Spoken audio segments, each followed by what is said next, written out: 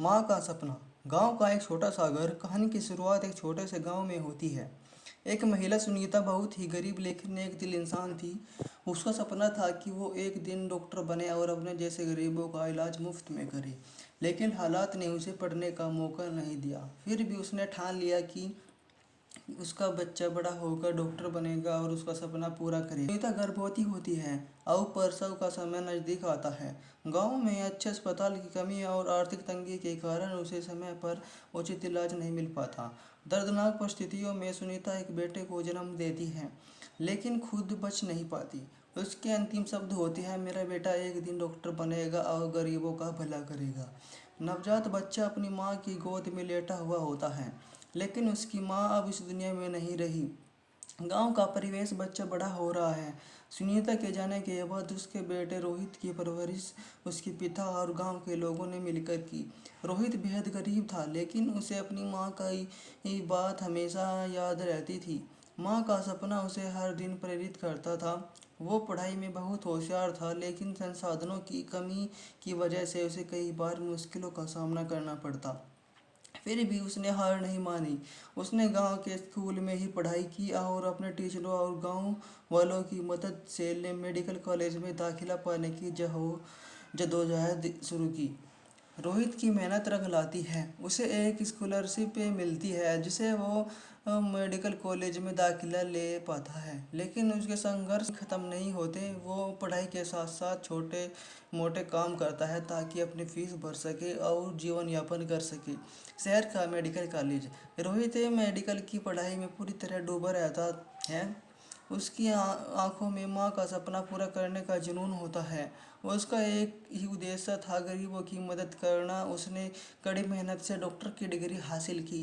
Graduation के दिन रोहित अपनी माँ की तस्वीर लेकर खड़ा होता है। वो तस्वीर को देखता है और कहता है, माँ, मैंने आपका सपना पूरा करने की शुरुआत कर दी है। बड़ा अस्पताल और स्कूल खोलने का फैसला। डॉक्टर बनने के बाद रोहित गांव लौटता है। गांव के हालात देखकर उसका दिल भर आता है। कोई अच्छा अस्पताल नहीं है और लोग बिना इलाज के मर रहे हैं।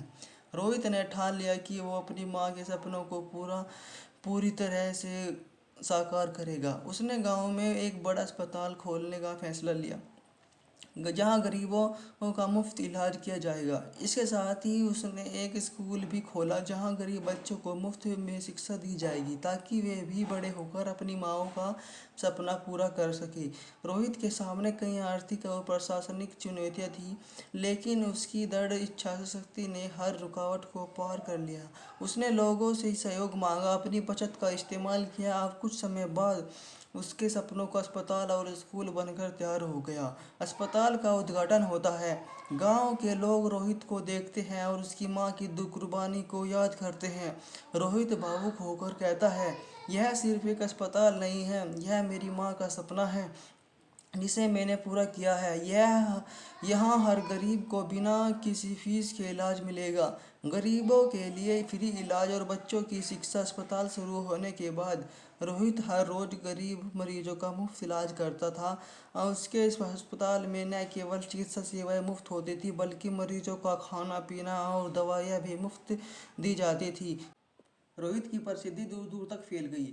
वह सिर्फ एक डॉक्टर ही नहीं बल्कि गरीबों का मसीहा बन गया। रोहित का स्कूल भी तेजी से तरक्की करता। गरीब बच्चों को मुफ्त में शिक्षा मिलती और वे भी रोहित की तरह डॉक्टर बनने के सपने देखने लगे। हर बच्चा रोहित की तरह अपने माँ बाप के सपनों को पूरा करने का प्रयास करने लगा। कुछ समय बाद रोहित की मुलाकात एक नर्स राधा से होती है, जो अस्पताल में काम करती थी। राधा भी गरीबों की सेवा में विश्वास करती थी और उनकी सेवा करती थी।